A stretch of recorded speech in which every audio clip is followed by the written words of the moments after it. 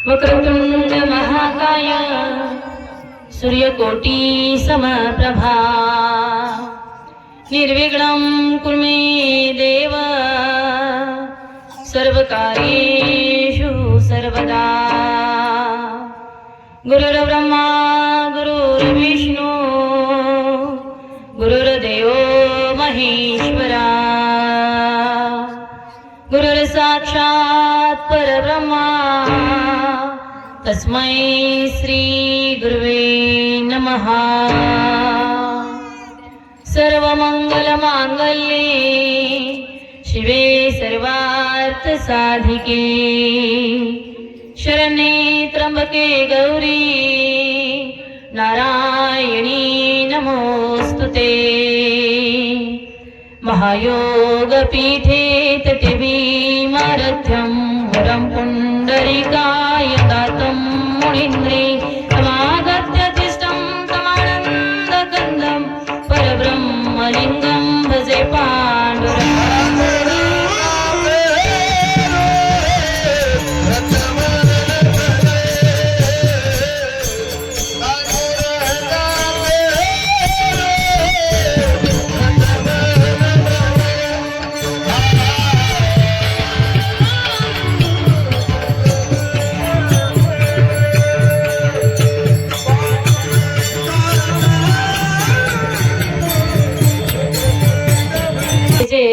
पंढरीच्या वारीला जाणारे वारकरी होते ना, ते दर एकादशीला महिन्याच्या एकादशीला पंढरीच्या वारीला जायचे।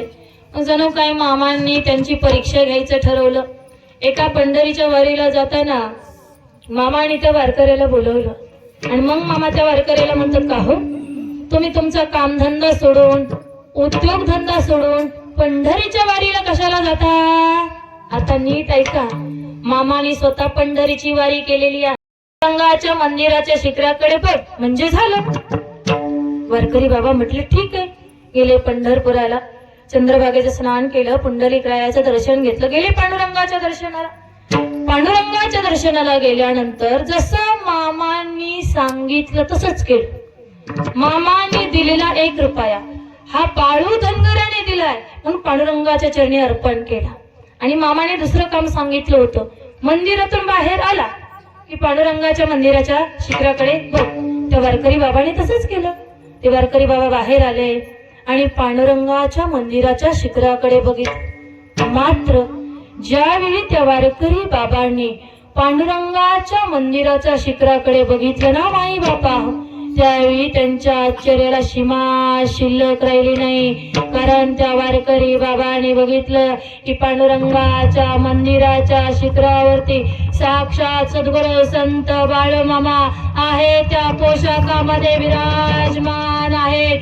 डोक्यावर लाल रेशमी फेटा, खांद्यावरती घोंगडी, हातामध्ये काठी, अंगामध्ये परिघडीचे कपडे, चेहऱ्यावरती दिव्य तेज आणि डोळ्यामध्ये भेद कशी दृष्टी घेऊन भोलेनाथ पांडुरंगाच्या मंदिराच्या शिखरावरती उभा होता।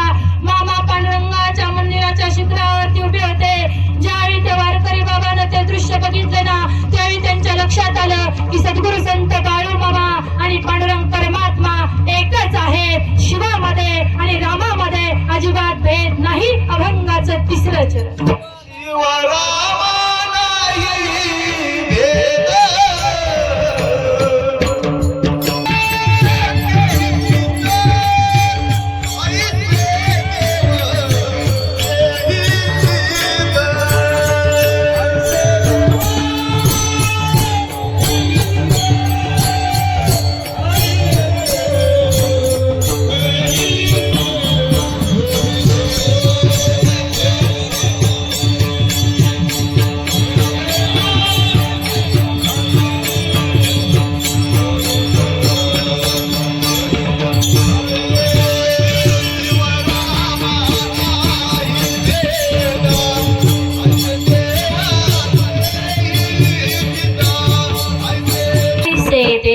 तेही सिद्ध माई बापा हो। शिवामध्ये रामामध्ये अर्थात मामांमध्ये पांडुरंग परमात्म्यामध्ये अजिबात भेद नाही आणि आपणही त्यांच्यामध्ये कधी भेद करायचा नाही माई बापा हो। असा हा सृष्टीचा मालक, या विश्वाचा नायक, या सृष्टीचा कारभारी सद्गुरु संत बाळू मामा जगाचा मालक असून सुद्धा या विश्वाच्या नायकानं आमच्यासाठी हातामध्ये काठी आणि खांद्यावरती घोंगडी घेतलेली आहे. हातामध्ये काठी, अंडोळीला फेटा, हातामध्ये काठी, अंडोळीला फेटा. अहो काबळ खांद्याला,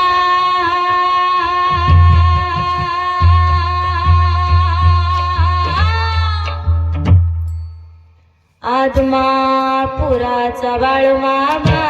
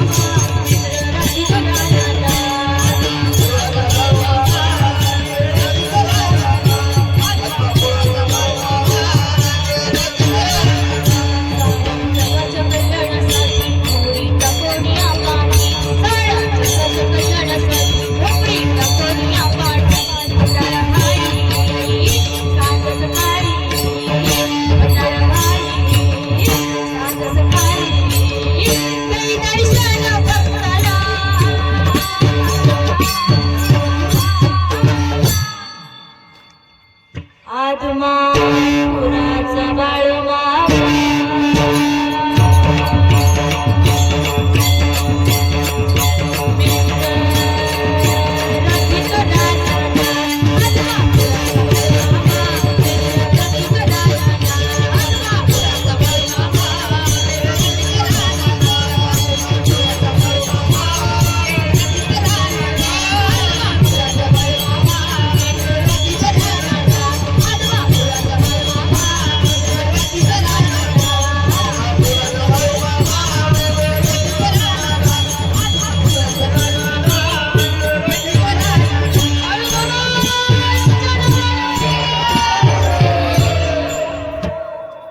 लक्षात घ्या. आदमापुराचा हा राजा, विश्वाचा हा मालक आमच्या करता माळ रानामध्ये फिरून बकरा राखतो, तंबू मध्ये राहतो माई बापा हो. आता मला थोडस मामांनी पुढे न्यायला सांगितलंय, चालेल तुम्हाला? हा, आम्हाला लांब जायचंय माई बापा हो, 7.5-8 तासाचा प्रवास आहे. पण त्यांची इच्छा आहे ताई 9च्या पुढे गेलं तरी चालेल, कारण तुम्हाला मामांचं चरित्र ऐकावंसं वाटतंय ना. अरे मला भगवंताची कीर्तीच अशी आहे जी सांगताना थांबावंसं वाटत नाही, ऐकताना थांबावंसं वाटत नाही. पण ऐका, मी तुमचा जास्त वेळ घेणार नाही, कारण उद्या इथून जाऊन 2-3 कीर्तन आहेत माई बापा हो, म्हणून थोडा वेळ घेणार आहे, जास्त वेळ नाही. ऐका ना, कर्नाटक राज्यामध्ये असणारं कापशी गाव, त्या कापशी गावाच्या शेजारी बाळेघोळ म्हणून एक ठिकाण आहे माई बापा हो. एक दिवस मामा, सत्यप्पा शिंगाडी आणि 2-3 भक्त त्या ठिकाणी एका आंब्याच्या झाडाखाली बसले होते. आता त्या आंब्याच्या झाडाच्या शेजारून एक पांद जात होती. पांद माहिती आहे ना, पांद जात होती. त्या पांदीतून कापशी गावच्या पश्चिम भागातली 10-12 मुलं बोलत चाललेली होती.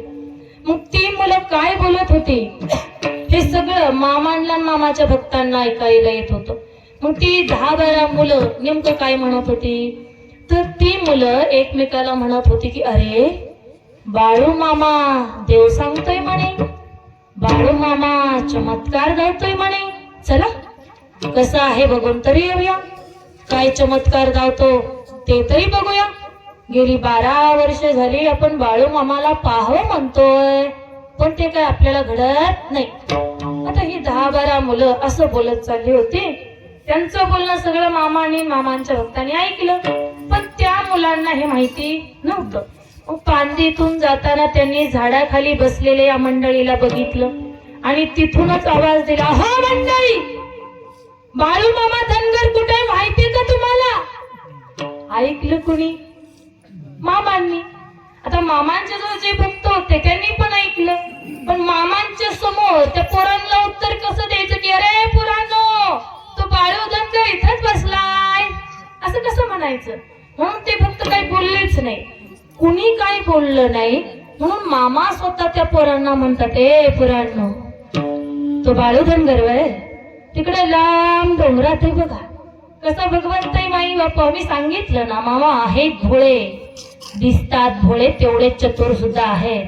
ते आपल्या भक्ताची शेवटपर्यंत परीक्षा घेतात. स्वतः मामा त्या पोरांना म्हणतात की ए पोरांनो, तो बाळू धनगर वय तिकडे लांब डोंगरात आहे बघा. पोरांना खरं वाटलं, पोरं निघाली डोंगराच्या दिशेने. पण पोरं काही अंतरावर गेल्यानंतर जणू काही मामांनी त्यांच्या अंतकरणातला भाव जाणला आणि आपल्या जवळ असणाऱ्या सत्यप्पा शिंगाडी नावाच्या भक्ताला सांगितलं, शिंगाडी जा आणि त्या पोरांना माघारी बोलवून आण. शिंगाडी पळत गेले, पोरांना माघारी बोलवून आणलं. ती पोरं मामांच्या पुढे येऊन उभा राहिली. मग मामा त्या पोरांना म्हणतात,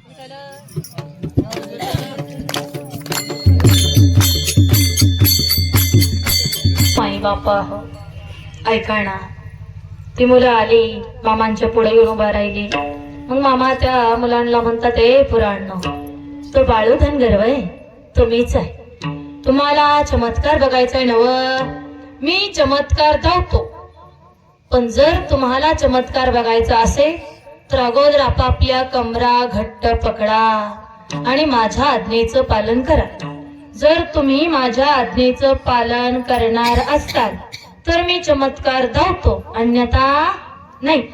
आता मला सांगा, चमत्कार बघायला कुणाला नको वाटत? लहान्यापासून म्हाताऱ्यापर्यंत फक्त चमत्कार तर पाहिजे ना माई बापा. या विश्वाच्या मालकाला माहिती होतं कलियुगामध्ये चमत्काराशिवाय नमस्कार नाही, म्हणून त्यानं सुद्धा ही लीला करून टाकली. हो, देवाला सुद्धा माहिती आहे कुणाला नको वाटतं चमत्कार बघायला. ती पोरं तयार होतात ना, मामाला म्हणतात, ठीक आहे, आम्ही तुमच्या आज्ञेचं पालन करतो, आम्हाला चमत्कार दाखवा. पोरांनी आपापल्या कमरा घट्ट पकडल्या. पोरांनी कमरा घट्ट पकडल्या की मामांनी त्या पोरांना आज्ञा केली की पोरांनो, आपापले डोळे घट्ट मिटून घ्या. मामांनी आज्ञा केली आणि पोरांनी घट्ट डोळे मिटून घेतले. पोरांनी डोळे मिटले की माझ्या मामांनी आपलं रूप पालटलं आणि 7 फडीच्या भुजंगाचं रूप धारण केलं. मामा आनंदाने डुलू लागले, हुस हुस हुस असा फुटकार टाकू लागले. त्यावेळी शिंगाडीने पोरांना डोळे उघडायला सांगितले. पोरांनी डोळे उघडले. समोर बघतात तर काय, 7 फडीचा भुजंग आनंदाने डुलतोय. हुस हुस हुस असा फुटकार टाकतोय. अरे 7 फडीच्या भुजंगाला बघून ती मुलं घाबरली, कापू लागली. लागला. त्यावेळी शिंगाडीने त्या पोरांना डोळे उघडायला सांगितले. पोरांनी डोळे उघडले, पुन्हा मिटायला सांगितले. डोळे मिटले. त्यावेळी माझ्या मामाने आपलं पूर्ववत रूप धारण केलं आणि पोरांना डोळे उघडायला सांगितले. ज्यावेळी पोरांनी डोळे उघडले ना, समोर बघतात तर काय, सद्गुरू संत बाळू मामा आहे त्या पोशाखामध्ये विराजमान होते. पोरं पळत गेले, श्री मामांच्या चरणी नतमस्तक झाले, पाया पडली. त्यावेळी मामा त्यांना म्हणतात, ए पोरांनो, बघितलं ना व चमत्कार? कसंही असो, गेली 12 वर्ष झालं तुम्ही माझी आठवण काढताय. म्हणजे गेली 12 वर्ष झालं तुम्ही माझी आठवण काढून माझी भक्ती करणारे भक्तच आहात. नीट लक्षात घ्या माई बापा. त्या लेकरांनी 12 वर्ष मामाला भेटण्याची आस मनामध्ये धरली होती. एक तर भक्तीचं पूर्ण झालं होतं, पण त्यांच्या त्या भक्तीच्या तपाला अमृत तुल्यचं फळ आलं की या जगाच्या बापानं सगुण आणि साकार रूपामध्ये त्यांना दर्शन दिलं. आजही माझा भगवंत, माझे मामा आपल्या भक्ताला नाग रूपामध्ये दर्शन देतात माई बापा हो. कारण ते भगवान शेषाचा अवतार आहेत, शिवाचा अवतार आहेत. मामा जन्मे धनगर परिशेषाचे ते अवतार, अधिकारी ते सद्गुरुवर ज्ञानी पूर्ण असा हा विश्वाचा नायक आहे, जो आजही आपल्या भक्ताला सगुण आणि साकार नाग रूपामध्ये दर्शन देतो. आणि ज्यावेळी माझ्या मामांचं दर्शन होतं त्यावेळी त्या भक्ताचं भाग्य उजळायला वेळ लागत नाही माई बापा हो. उजळले भाग्य आता, अवघी चिंता वारली, संत दर्शने हा लाभ पद्मनाभ जोडीला. याच माझ्या मामांच्या रूपानं आपल्या सगळ्याला पद्मनाभाचं दर्शन झालंय माई बापा. सृष्टीच्या मालकाचं दर्शन झालंय. जनाबाईने किती गोड आपल्याला सांगितलंय बघा ना, की या सृष्टीला व्यापून टाकणारा आत्मा आहे, आणि तो एक आत्मा म्हणजे भगवंत आहे.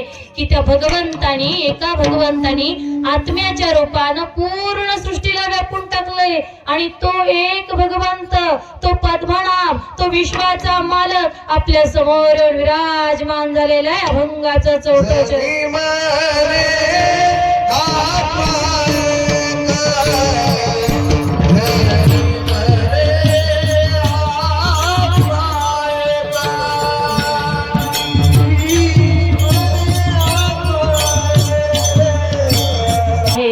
एवढे माझे मामा कृपाळू आहेत की प्रत्येक गोष्ट आपल्याला आचरण करून सांगितले, आचरण करून दाखवले माई बापा हो. माझ्या भोलेनाथानं, माझ्या मामांनी.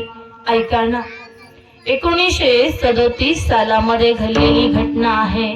1937 साली सद्गुरु संत बाळू मामा, कोल्हापूरचे राव बहादूर पवार साहेब आणि जयराम पाटील यांच्यासह एकूण 18 जण मिळून पंढरपुराला गेले होते. पंढरीमध्ये गेले, चंद्रभागेचं स्नान केलं, पुंडलिकरायाचं दर्शन घेतलं आणि गेले पांडुरंगाच्या दर्शनाला. पांडुरंगाचं दर्शन घेतलं, स्त्रींच्या चरणाचं दर्शन घेतलं आणि मामांचे ते 18 जण मंदिरातून बाहेर आले. पांडुरंगाच्या मंदिरातून बाहेर आल्यानंतर हे 18 जण पांडुरंगाच्या मंदिराच्या पाठीमागच्या बाजूला काही वेळ थांबले.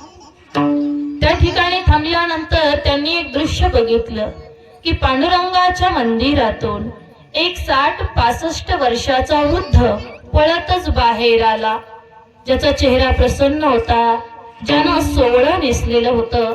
आता त्याचा चेहरा इतका प्रसन्न होता की त्याच्याकडे बघणाऱ्याला सुद्धा प्रसन्नता प्राप्त होत होती. असा हा 60-65 वर्षाचा वृद्ध पांडुरंगाच्या मंदिरातून पळत आला. असा मामांच्या चरणी नतमस्तक झाला, पाया पडला आणि समाधान पावला. आता मामांचे हे जे 18 जण होते ना, यांच्यापैकी तो कुणाच्याही ओळखीचा नव्हता. म्हणून त्या 18 जणांपैकी एक जणाने त्या वृद्धाला, त्या आजोबाला त्यांचं नाव विचारलं की आम्हाला सांगा तुमचं नाव काय आहे. तेव्हा त्या आजोबांनी आपलं नाव सांगितलं की माझं नाव रामभाव उत्पात असं आहे.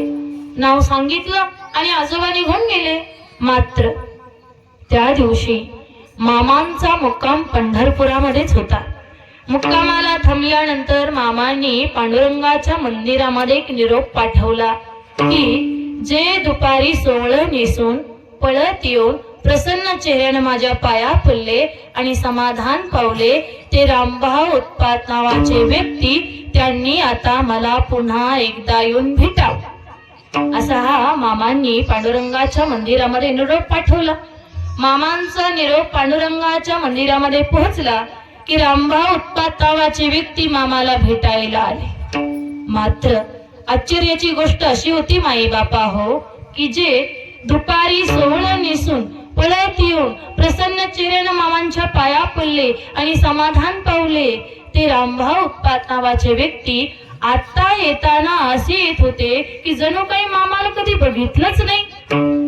आले, मामांच्या समोर उभा राहिले. आल्या आल्या मामाने पुन्हा एकदा त्यांना त्यांचं नाव विचारलं की आम्हाला सांगा तुमचं नाव काय आहे. त्यावेळी ते म्हणतात माझं नाव रामभाव उत्पात आहे. मग मामा मुद्द्याला हात घालतात. मामा म्हणतात तुमचा आणि माझा काही परिचय नाही, तुमची आणि माझी काही ओळख नाही, मी तुम्हाला बघितलेलं नाही, तुम्ही मला बघितलेलं नाही. मग असं असताना दुपारी तुम्ही पांडुरंगाच्या मंदिरातून सोहळं निसून पळत आला, प्रसन्न चेहऱ्यानं माझ्या पाया पडला आणि समाधान पावला, ते का म्हणून? लक्षात आलं का मामा काय म्हणतात? तुमची माझी तर ओळख नाही, तुमचा माझा तर परिचय नाही, मी तुम्हाला बघितलेलं नाही, तुम्ही मला बघितलेलं नाही. मग असं असताना तुम्ही पांडुरंगाच्या मंदिरातून सोहळं निसून पळत आला, प्रसन्न चेहऱ्यानं माझ्या पाया पडला आणि समाधान पावला, ते का म्हणून? त्याच्यावर हे रामभाऊ उत्पात नावाचे व्यक्ती मामाला म्हणतात की मामा तुम्ही हे काय बोलता हेच मला कळत नाही. अहो मी एका पंढरीनाथाखेरीज कुणाच्याही पाया पडत नसतो आणि तुम्ही काय म्हणताय मी पांडुरंगाच्या मंदिरातून सोहळं नेसून पळत आलो, प्रसन्न चेहऱ्यानं तुमच्या पाया पडलो आणि समाधान पावलो. नाही नाही नाही नाही नाही नाही, ही तर आपल्या दोघांची पहिलीच भेट आहे. मी तर तुम्हाला पहिल्यांदा बघतोय, पहिल्यांदा भेटतोय. मी पांडुरंगाच्या मंदिरातून पळत आलोही नाही आणि तुमच्या पायाही पडलो नाही. ज्यावेळी रामभाऊ उत्पात नावाच्या व्यक्तीनं हे सगळं सांगितलं त्यावेळी त्यांच्या मुखातलं बोलणं मामांवर जे बाकीचे 17 जण भक्त होते त्यांनी ऐकलं आणि ऐकल्यानंतर त्या सगळ्यांच्या लक्षात आलं की अरे दुपारी आलेले रामभाऊ उत्पात नावाचे व्यक्ती आणि आता आलेले रामभाऊ उत्पात नावाचे व्यक्ती हे एक नाही तर कोण आहेत? तर त्या सगळ्यांना कळून चुकलं माई बापा हो की या रामभाऊ उत्पात नावाच्या व्यक्तीचं रूप घेऊन साक्षात जगाचा बाप पांडुरंग परमात्मा सोहळ्या नेसून पळत येऊन प्रसन्न चेहऱ्यानं माझ्या मामांच्या चरणी नतमस्तक झालेला होता, पाया पडलेला होता आणि समाधान पावलेला होता. हा अधिकार माझ्या मामांचा आहे. बाळूमामांच्या नावानं. लक्षात आलं का? साक्षात जगाचा बाप पांडुरंग परमात्मा माझ्या मामांच्या चरणी येऊन नतमस्तक झालेला होता माई बापा हो. असा हा अधिकारी भगवंत या सृष्टीचा मालक भगवान शिवाचा अवतार म्हणजे सद्गुरु संत बाळू मामा आहे. अवतार शिवाचा धनगराचा राजा योगियांचा योगी बाळू मामा माझा. अवतार शिवाचा धनगराचा राजा योगियांचा योगी बाळू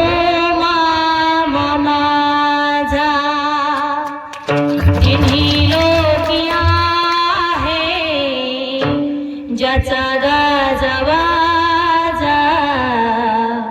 योगियांचा योगी बाळू मामा माझा. काय सांगू महिमा माझ्या संत माऊलीचा, वाटतो आधार मजला काळ्या घोंगडीचा.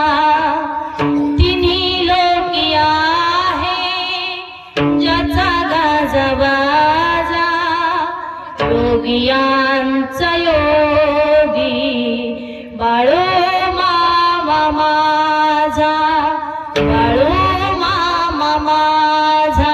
बाळू मामांच्या नावानं.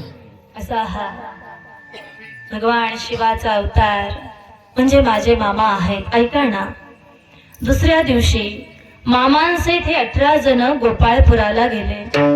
आता गोपाळपुरामध्ये जनाबाईचं मंदिर आहे, जातं आहे, गोपाळाची मूर्ती आहे, अनेक ऐतिहासिक वस्तू आहेत.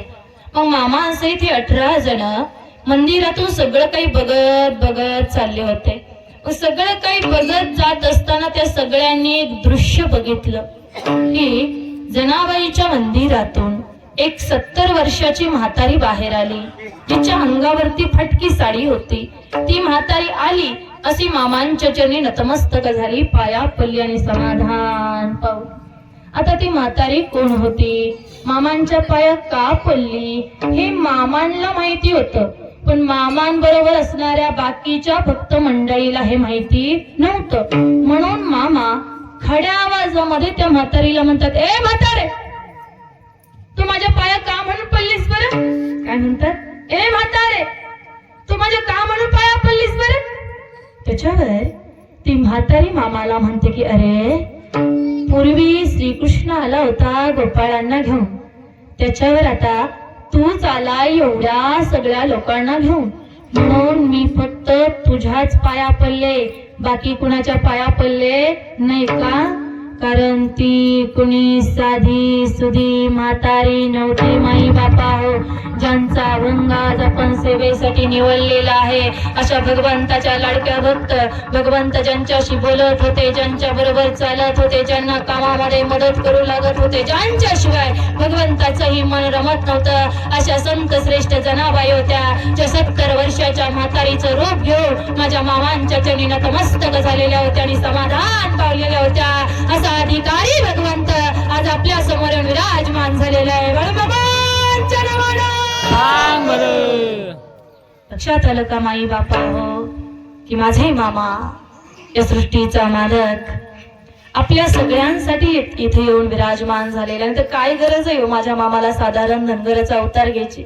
तिथे लक्ष्मीकांत आहेत ना, गणपती बाप्पाचे पिता आहेत ना, कैलासाचे अधिपती आहेत ना, नंदीचे स्वामी आहेत ना, भूतावितारांचे अधिपती आहेत ना, देवांचे देव महादेव आहेत ना. काय कमी आहे त्यांच्याकडे? कशासाठी घेतला माझ्या देवानं हा अवतार? फक्त तुमच्या आमच्या या जगाच्या कल्याणात.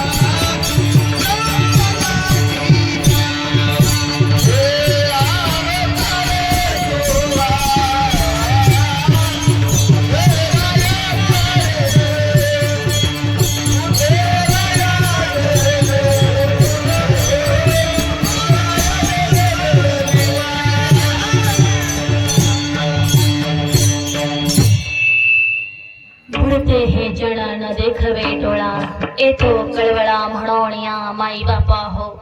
ज्या ज्या वेळी या मृत्यू लोकामध्ये अधर्म वाढत असतो, धर्माचा ऱ्हास होत असतो, साधू सज्जनांना त्रास होत असतो, दुर्जनाचा प्रादुर्भाव वाढत असतो, त्यावेळी माझा भगवंत आपल्या सगळ्या